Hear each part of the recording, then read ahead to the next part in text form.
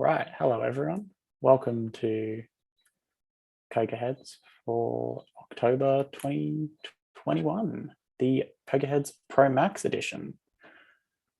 Just wait a few more moments before kicking off.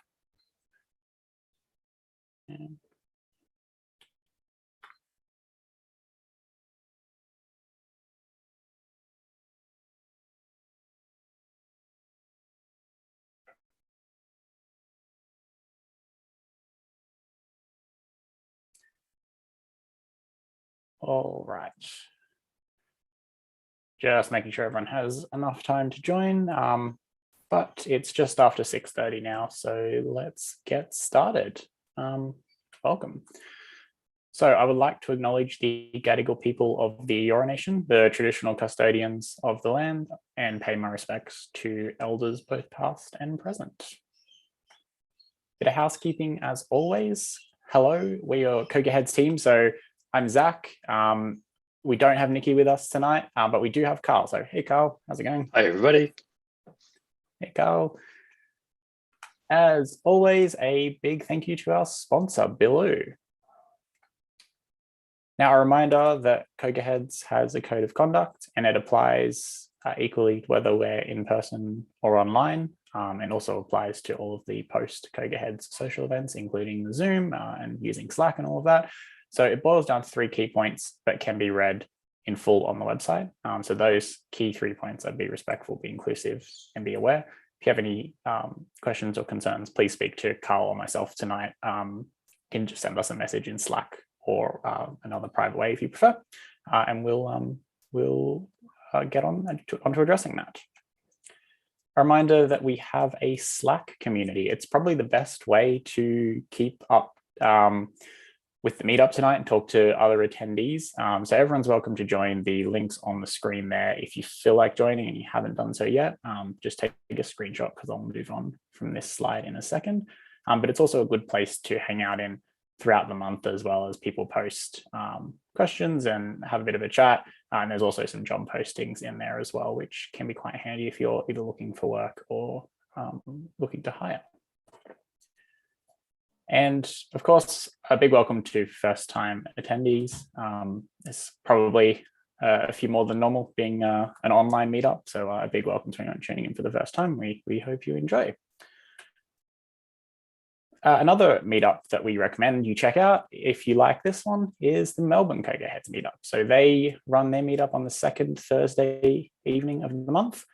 We do ours on the 3rd, but very similar content to ours, very well run. If you enjoy Sydney CocoaHeads, you'll definitely enjoy checking out Melbourne CocoaHeads. And I believe it's still online for at least the next little while. I could be wrong about that, but it has been online for the most recent few events, and it's always well worth watching. So some things that we shipped in the community this month. So Wojciech has shipped an update to his app Clean Beach for checking pollution before a swim. It's a good way to check out the water quality of the beach before you go for a swim. It also shows pollution levels, water and air temperature. And you can check these on the map in the app or using the newly added widgets. So if you're interested in checking that out, you can search for Clean Beach on the App Store.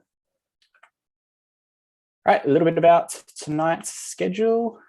We have one talk from Dan on quad trees and map clustering with SwiftUI. Sounds very exciting.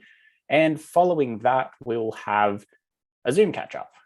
So I'll post the link to the Zoom meetup in the Slack group at the conclusion of Dan's talk. So if you're hiring or looking for work, the best place to post about it is in the jobs channel on the Slack. And some recent posts in there, we've got the ABC hiring senior and intermediate iOS developers and also an intermediate Android developer. Sounds like an exciting time to join. They're moving towards using SwiftUI and Combine. And some of the roles are full-time and others are full-time on an 18-month contract. So you can talk to Aaron in Slack to get more details, or you can look at his post in jobs from yesterday if you're after more info. And I'm sure if you just send him a message, he'll be able to point you in the right direction. So November CocoaHeads, it'll probably be our last one of the year. I'll confirm that at the event, but I assume it will be. We'll be online. We would like to go back to in-person events, but that realistically won't be until next year at the earliest, probably February when we resume. So we do have room for talks. We've got one talk already. Very much looking forward to that one. We'll post the announcement a little bit closer to November CocoaHeads, but that should be a good one. So stay tuned for that. But yeah, if anyone else would like to give a talk, please feel free. We definitely have room for another one or two. And yeah, just that little reminder at the end, I kind of alluded to it earlier, but November will be the last CocoaHeads for the year, and we'll probably be back in February. Whether or not that's in person, we'll see. It'll depend on the COVID situation in Sydney, but we definitely like to be if it's possible and safe. So a quick summary of the month that was before getting into Dan's talk. This is mostly just a summary of Tuesday morning's Apple event with one other point in there. And that first point is that overnight, Apple actually announced some tech talks. They're back. They seem very exciting. I've registered for some. I'm looking forward to them. But it seems like a mini WWDC with a mix of sessions and office hours, where the office hours seem a little bit like labs at WWDC, where you get some time with an engineer or somebody else inside of Apple to pick their brain and get answers to questions. So definitely something to check out if you're interested in that. But also the sessions seem great too, and they do seem to be limited in capacity because I get the feeling there's some Q&A at the end of them. So yeah, it should be interesting, but definitely check it out if you're interested. And now on to a quick summary of the Apple event. We got some colorful HomePod minis. Not much else is new there, but they do look pretty cool. We got new AirPods, non-Pro AirPods, just the regular ones. I think it's their first design update since they were introduced. They do look pretty cool, especially good for people who didn't like the rubber tips in the AirPods Pro. But they do have all of the other features of the AirPods Pro, like the being able to squeeze them to move to the next track, and that new design with the shorter stems. I think they definitely look a little bit better, not sticking out of your ears too much like the original toothbrushes did. All right, but the big thing about the event on Tuesday morning was, of course, the MacBook Pros. We finally got new proper professional Macintosh computers, and it's very exciting. There's a whole bunch that was new. I'm sure everyone's across it, so I'll only spend a brief moment on this. But of course, the big thing is the return of the ports, the professional ports, if you like, the HDMI port for all the office workers. Very exciting. A 120 hertz refresh rate on the screen. That's also pretty cool. A new 14-inch size. That's something I'm very much looking forward to. The death of the touch bar. Personally, I'm sad about this, but I know most people are happy. And MagSafe is back. Bit of a blast from the past, but still should be good. How good does that look? It looks like it'd be pretty cool. So Zach, hey Carl, how many Macs are you buying this time now? I have bought 0. How about yourself? Oh, I'm going to start with 2, I think. Two. It's a lot. Think about how fast things are going to compile on those 2. You're going to run them side by side. Well, I'm hoping when we get to the next generation, we can have the M2 Max, and that way I can have 2 Macs. Perfect. For now, you're stuck with the M1 Max, but anyway.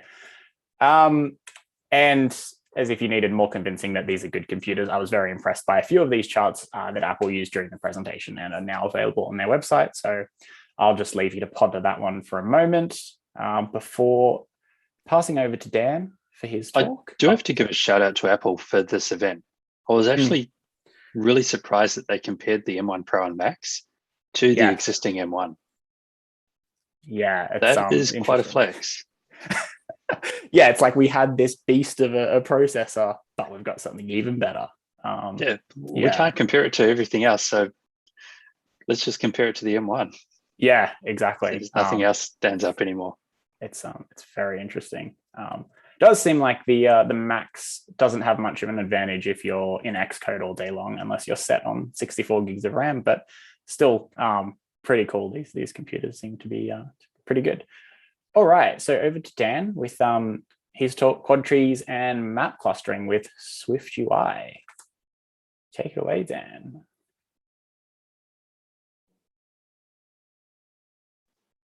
Thanks, Zach.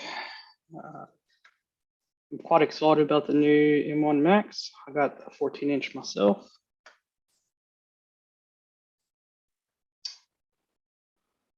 Cool. So, hey everyone. My name is Daniel Sloan. I'm a senior iOS engineer at Baloo. Today I'll be chatting about what quad trees are and how they can be used for annotation clustering on maps. A bit of background, maybe about 2 months ago, I was looking at trying to add clustering to an existing SwiftUI side project that I had using map, not the UI view representable.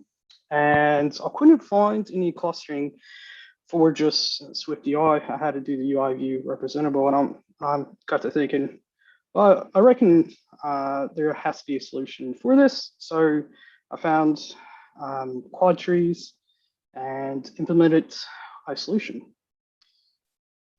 So just a little overview of the talk today. Just be about some quad trees, video with and without the clustering, some pseudocode and code. So quad trees are just is just a tree data structure that has exactly 4 nodes as children, and every time the capacity gets so you have a capacity for each region, and so every time it hits that capacity, it subdivides into another 4 regions. And as you can kind of see here, like maybe in the top left on the grid on the right,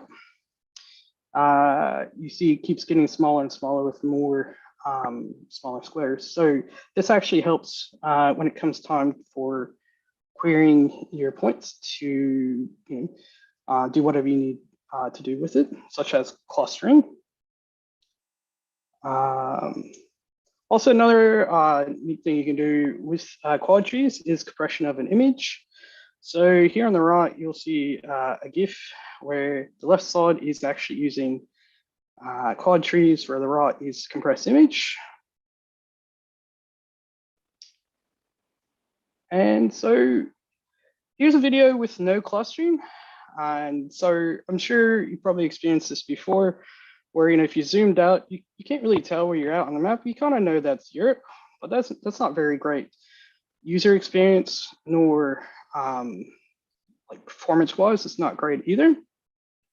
So clustering is a great way to help have a better user experience and better performance. So this is actually what I implemented with my quad trees and clustering. There's still a little tweaking I need to do with some of the debalancing that I have on it, but I'm pretty happy with it, how it came out. Let's move on. So let's look at some code.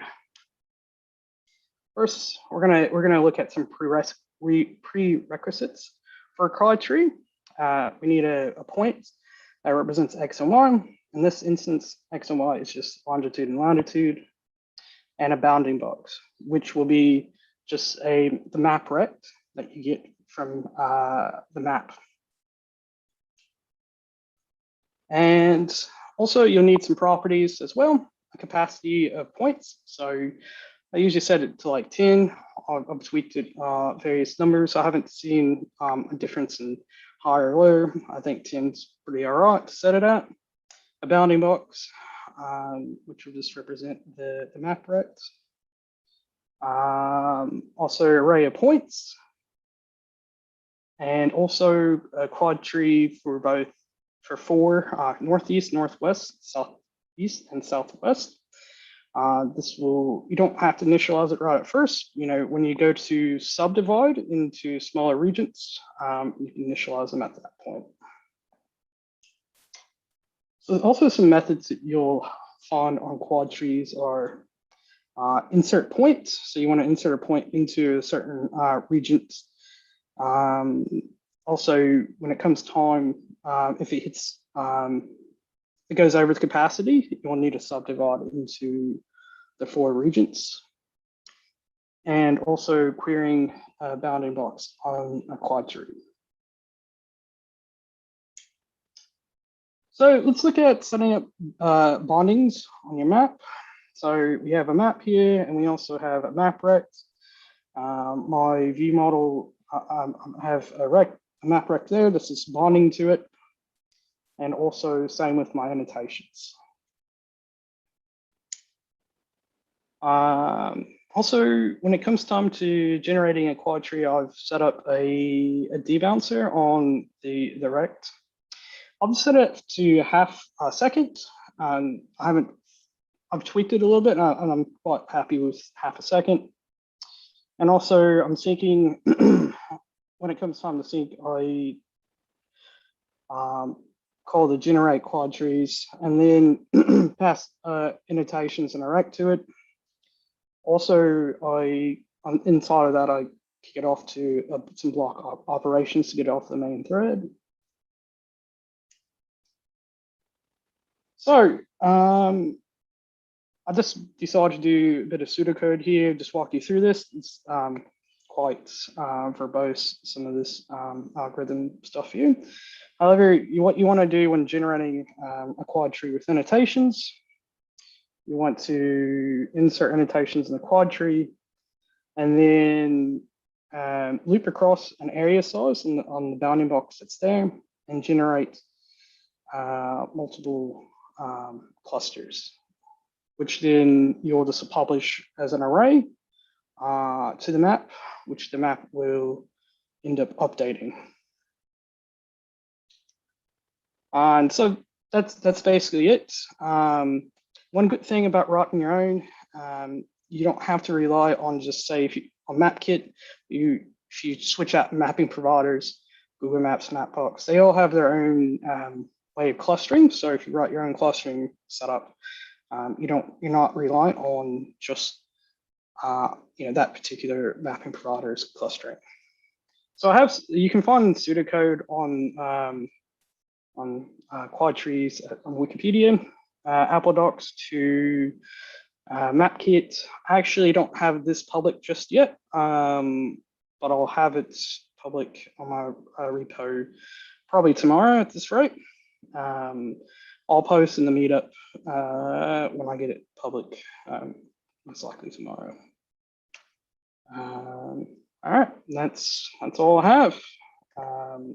If you enjoy, I'll kick it back over to Zach. Awesome, thanks, Dan. Yeah, it's very interesting, but it's also funny having to work around some of the things SwiftUI can't do quite just yet that are significantly easier in UIKit.